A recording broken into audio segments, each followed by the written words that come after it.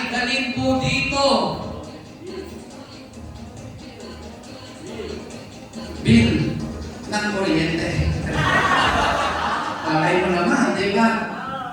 Magdala po dito ng bill ng kuryente. Go!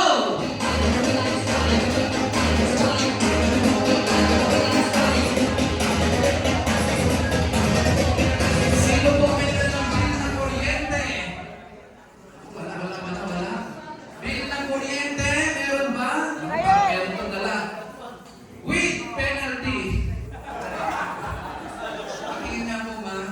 Magaling ito, pinitsuran talaga eh. Patingin nga po, magkano po naging bill lang?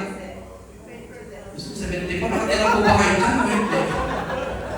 Ang bill po ng kuryente nila, 74. Nasunugan po ba kayo na? Oo, kasi mabahayan. Hindi po kayo magamit. 24 lang. Kaya bukas na. Okay, para